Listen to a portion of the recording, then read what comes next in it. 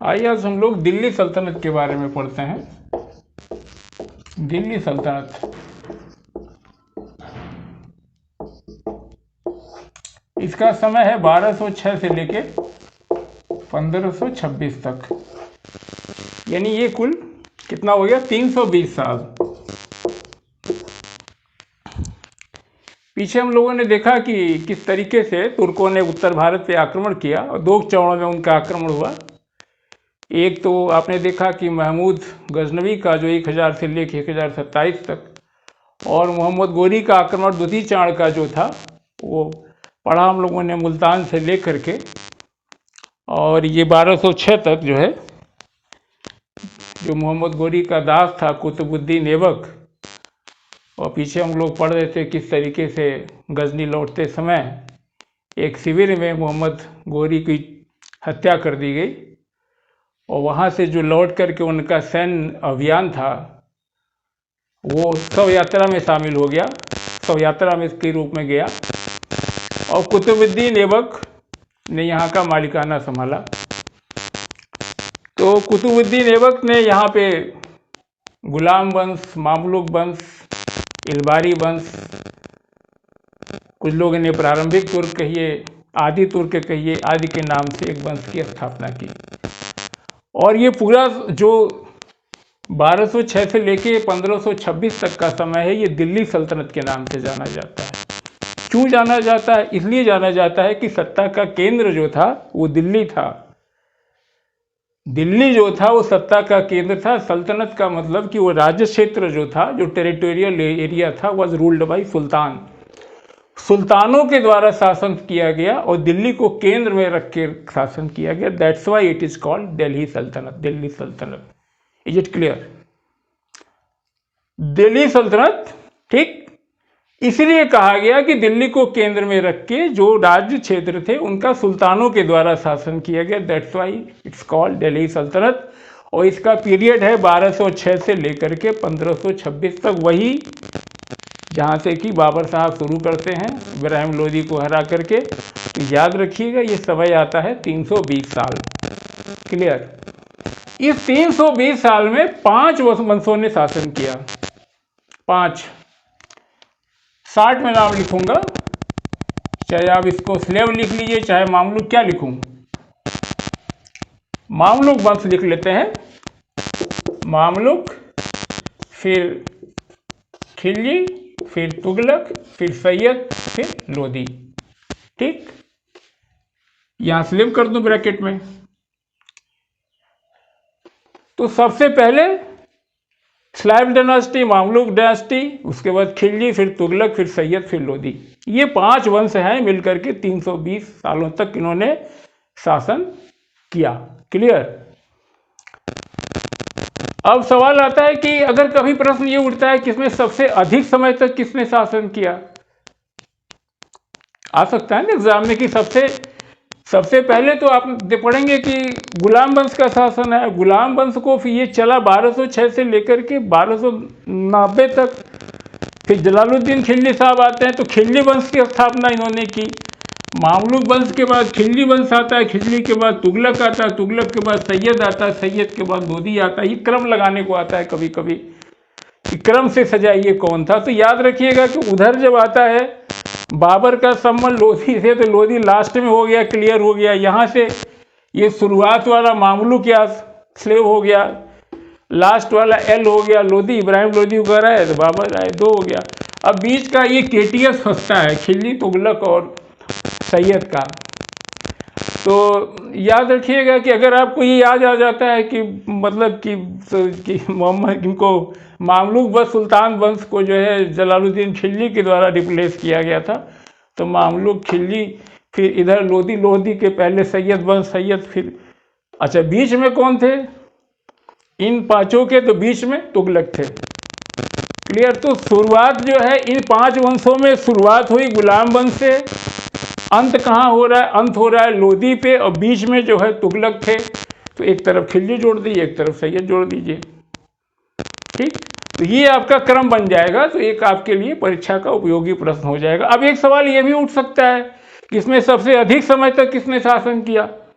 यहाँ ध्यान देने की बात है कि सबसे अधिक समय तक शासन वही किया जो बिचवा में है, तुगलक। ये इन्होंने जो है 94 ईयर शासन किया, 94 ईयर्स, दे रूल्ड 94 ईयर्स, 94 वर्ष शासन किया, मैक्सिमम बीच वाला तुगलक।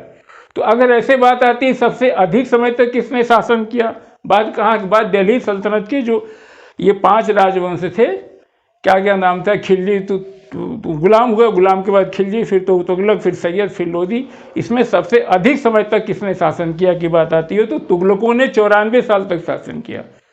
उसके बाद किसने किया, तो उसके बाद अगर सबसे नंबर 1 पे आ गया मैक्सिमम तो तुगलक।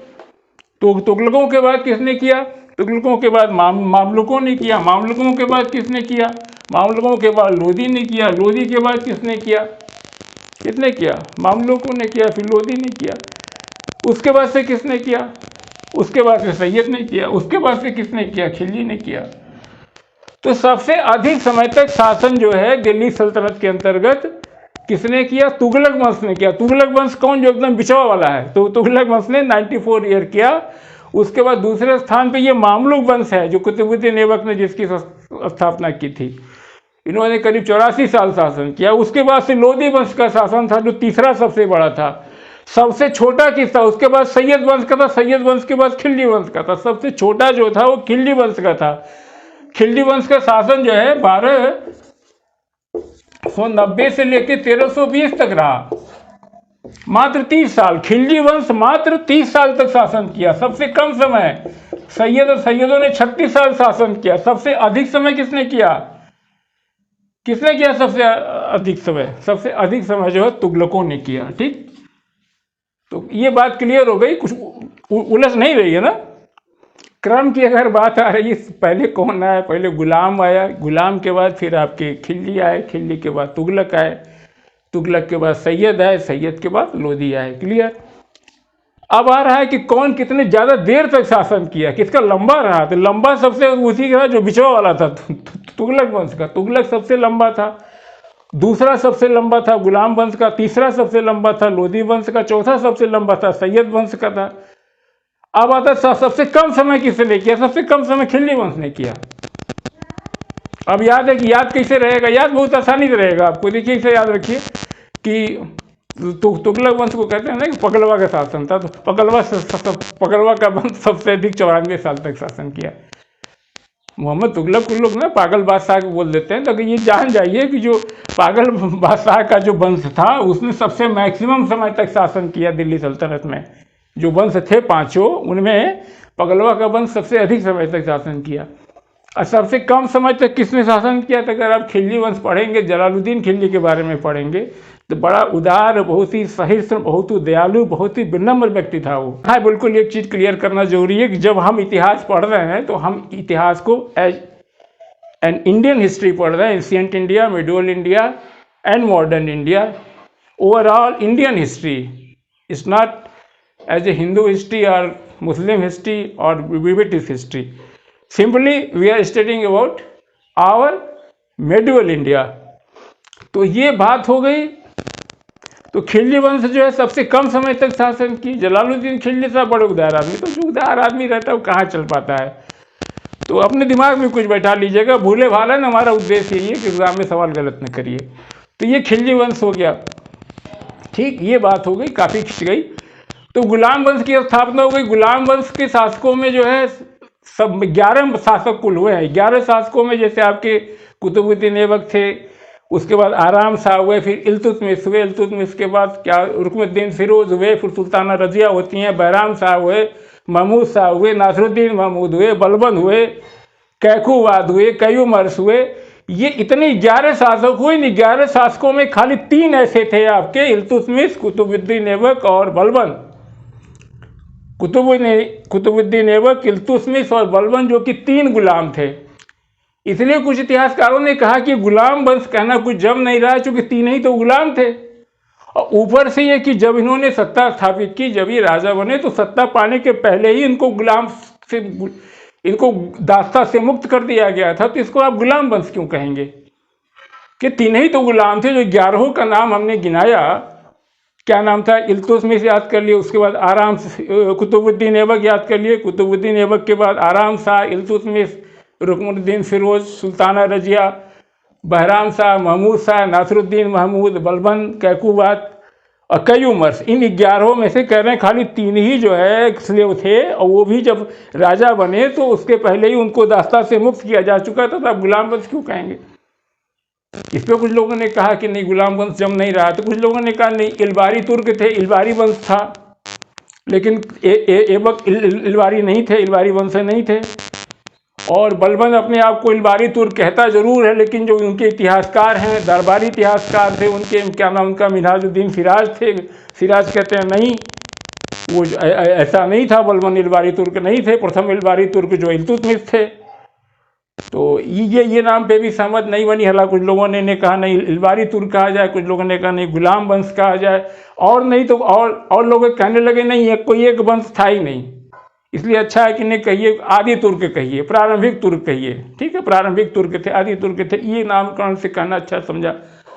और हबीबुल्लाह साहब ने इनका नाम मामलुक या ममलुक का अर्थ भी गुलाम होता है, अरबी भाषा का शब्द है ये उन्होंने मिस्र से लिया था, मिस्र की जहाँ की स्लेव बैरियर या स्लेव आर्मी कमांडर हुआ करते थे, जिन्होंने कि मिस्र में या मध्य पूर्व में राजसत्ता स्थापित की, और न सिर्फ सेना में बल्कि प्रशासनिक पदों पे भी बड़े महत्वपूर्ण पदों पे रहे। स्लेव भले ही थे लेकिन अच्छे बैरियर और आर्मी कमांडर हुए, और आगे चल के इन्होंने देख ही रहे कि जो अपना नया राज्य बनाया और सुल्तान हुए, राजा हुए, तो उन्होंने इसे मामलुक वंश कहा। तो ये रही संक्षेप में बात कि इसको मामलुक किसने कहने की। हबीबुल्लाह ने जो है मिस्र के पद्धति पे बताया कि जिस तरीके से मिस्र में हुआ करते थे जो वहाँ के स्लेव वैरियर या आर्मी कमांडर हुआ करते थे, सत्ता स्थापित की थी, उसी के पैटर्न पे उन्होंने कहा यहाँ भी गुलामों ने उसी तरीके से सत्ता स्थापित की थी। उन्होंने मामलुक कहना उचित समझा। कुछ लोग गुलाम वंश कहते हैं इस नाते कि इल्तुतमिश, कुतुबुद्दीन ऐबक और बलबन गुलाम थे। कुछ लोग कहते हैं नहीं ये सत्ता पाने के पहले दास्ता से मुक्त हो चुके थे। तो ये इनके संक्षेप में बात हो गई। अब इनका वास्तविक संस्थापक कौन था इनका। अगर रियल फाउंडर की बात करें तो दिल्ली सल्तनत का जो वास्तविक संस्थापक था वो इल्तुतमिश था। कुतुबुद्दीन ऐबक ने अपने 4 साल के कार्यकाल में 1206 से लेकर 1210 तक वो सुल्तान थे। उनके बाद जो है इल्तुतमिश बने। इल्तुतमिश 1211 से लेकर के 25 वर्षों तक 1236 तक वो सुल्तान थे, और उन्होंने ही जो है शाही संरचना, जैसे कि उस समय का revenue system, military system, monetary system, जिसे आप एकता प्रणाली, सैन्य प्रणाली या मुद्रा प्रणाली कहते हैं, उन सारी चीज़ों को रीऑर्गेनाइज करने का, इस्टेब्लिश करने का, सुव्यवस्थित करने का श्रेय जो है इल्तुतमिश को जाता है। और इल्तुतमिश ने ही जो है लाहौर से दिल्ली को राजधानी बनाया, और इसीलिए जो है डॉक्टर आर.पी. त्रिपाठी जो उन्हें कहते हैं कि नहीं वही जो है दिल्ली सल्तनत के रियल फाउंडर थे। और अगर आप के निज़ामी की बात करें तो के निज़ामी साहब ने कहा कि दिल्ली सल्तनत की जो आउटलाइन थी, जो रूपरेखा थी, जो दिमागी खाका था, उसको तो कुतुबुद्दीन ऐबक ने ज़रूर दिया, लेकिन उसको एक रियल एक पद, एक शासन, एक व्यक्तित्व, एक शासक वर्ग, एक शासन की दिशा, ये सारी चीज़ देने का कार्य जो है इल्तुतमिश ने किया। और उन्होंने बड़ा ही रचनात्मक योगदान दिया, और वो अपने रचनात्मक योग्यता के आधार पे, अपने सैन्य क्षमता के आधार पे, राजनीतिक क्षमता के आधार पे, अपनी गतिविधियों के कारण से उन्होंने 25 वर्षों में एक नई तस्वीर बनाई दिल्ली सल्तनत की। और इसके कारण जो है उन्होंने एक स्थिरता के वातावरण बनाया। उनको जो विरासत में जो उनको सिंहासनारोहण के समय जो दिल्ली सल्तनत मिला था कुतुबुद्दीन ऐबक के बाद 1211 में, उसमें उन्होंने स्थिरता प्रदान की। और स्थिरता प्रदान करने के बाद उन्होंने उनके पास कोई पहले का मार्गदर्शन बनाई प्रणाली नहीं थी। उन्होंने अपनी बुद्धि से अपना स्वयं का मार्ग चुना, और वो एक साहसी न सिर्फ सैनिक थे बल्कि एक बड़े बहादुर आर्मी कमांडर भी थे। तो उन्होंने अपने राजनीतिक और सैनिक सूझबूझ के चलते एक अपनी नई दिशा स्थापित करके एक पूरा दिल्ली सल्तनत का साम्राज्य बनाया। एक अपनी रेवेन्यू एकता व्यवस्था, सैन्य व्यवस्था है, रेवेन्यू, मॉनेटरी और मिलिट्री सिस्टम बनाया, एक सुव्यवस्थित प्रणाली बनाया। इसीलिए लोग मानते हैं कि दिल्ली सल्तनत का जो पहला तुर्की सुल्तान थे वो इल्तुतमिश थे। निज़ामी साहब हों, डॉक्टर और पी त्रिपाठी हो, ये लोग इन बातों से सहमत हैं। यहाँ नहीं, मिनहाज में इस बात को लिखते हैं, मिनहाजुल सिराज में इस बात का चर्चा है कि इल्तुतमिश जो थे बड़े सुंदर, बड़े क्या कहते हैं कि कुशाग्र बुद्धि के और बड़े बुद्धि के और बड़े योग्य जो है व्यक्ति थे, उनकी योग्यता की प्रशंसा करता है। यही नहीं, अगर आप देखेंगे तो फिरोज शाह तुगलक का जो खुतबा हुआ है, उस खुतबे में जो है इनके जो फिरोज शाह तुगलक ने जो तुगलक वंश से संबंधित थे अपने पूर्ववंशी जिन शासकों की बात की है, उसमें उन्होंने कुतुबुद्दीन ऐबक का नाम नहीं लिखा है। जिन गुलाम वंश की या मामलुक वंश के शासकों की बात हुई है, और खुतबे में फिरोज शाह तुगलक ने इनका नाम नहीं खुदवाया है कुतुबुद्दीन ऐबक का। तो ये संक्षेप में बात होगा। खुतबा क्या था? खुतबा एक इस्लाम की प्रीचिंग होती है। आप उसे कहते हैं कि to preach, guide and inspire community. तो अब आप खुतबा जानना चाहेंगे, खुतबा क्या होता है? तो खुतबा का अर्थ यही होता है कि to preach, guide and inspire community, यानी इस्लाम के अंतर्गत जो है, जानते हैं कि दिल्ली सल्तनत एक इस्लामी राज्य था, थियोक्रेटिक स्टेट जिसे आप कहते हैं। वहाँ पे इस्लाम धर्म के आधार पे शासन चलाया जाता था। आज की तरीके से कोई सेकुलर स्टेट नहीं था, तो थियोक्रेटिक स्टेट था उस समय। तो ये खुतबा जो है, खुतबा की शुरुआत तो मोहम्मद साहब ने की थी। जो उन्होंने पहली बार, खुतबा का मतलब होता है प्रीचिंग होता है, खास करके जुम्मे के नमाज के दिन जो है मस्जिदों में एक उपदेश दिया जाता है अपने समुदाय के लोगों को। किस लिए? क्यों?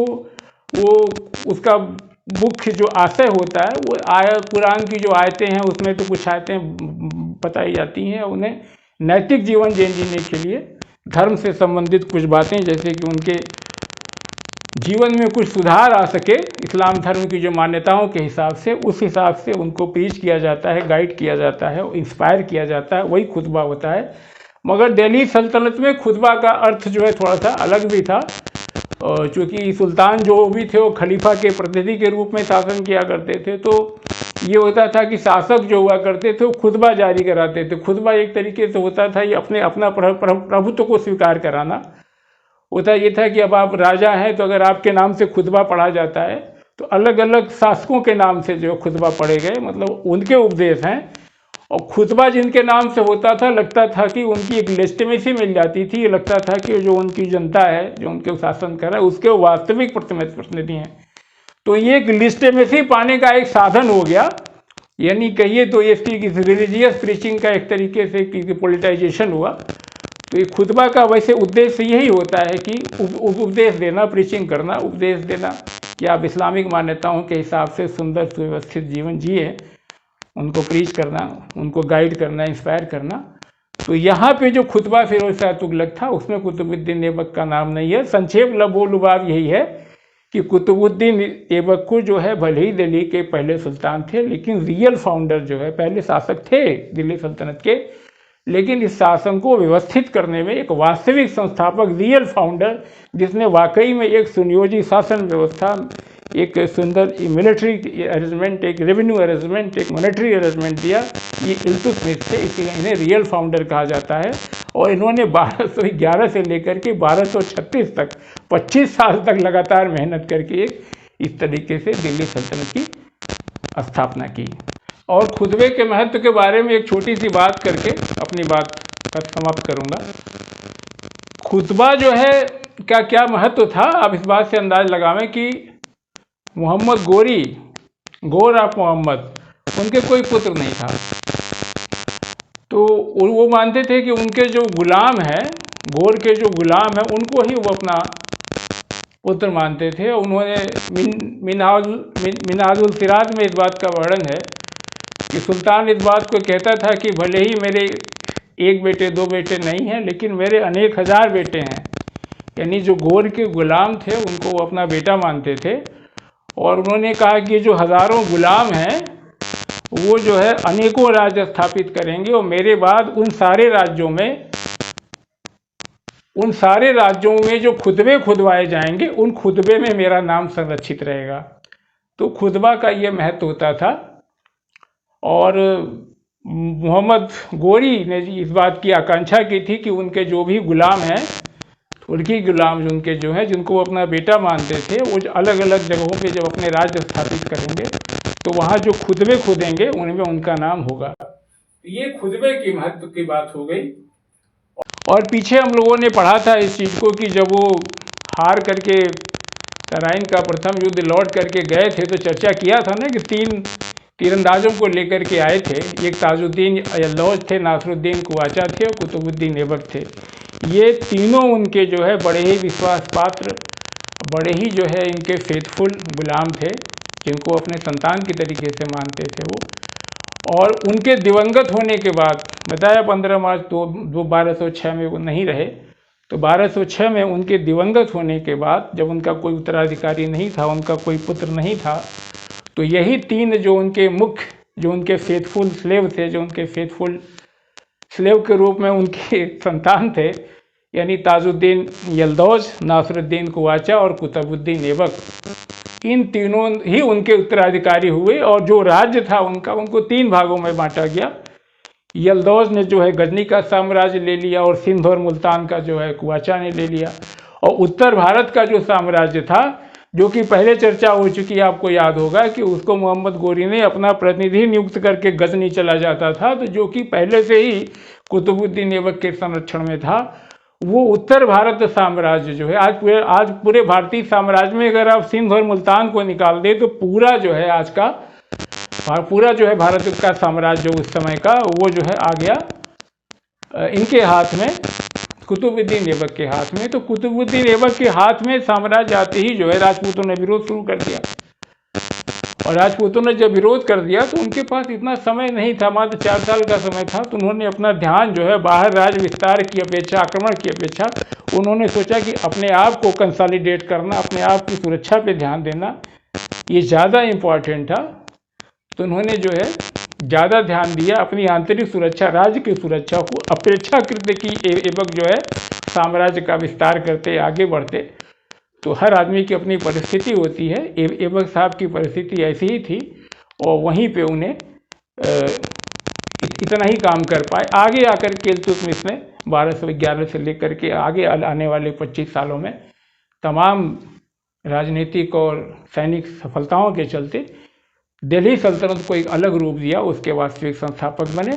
और अब हम पढ़ेंगे कुतुबुद्दीन ऐबक के बारे में कि कुतुबुद्दीन ऐबक ने संक्षेप में क्या क्या किया। जय हिंद।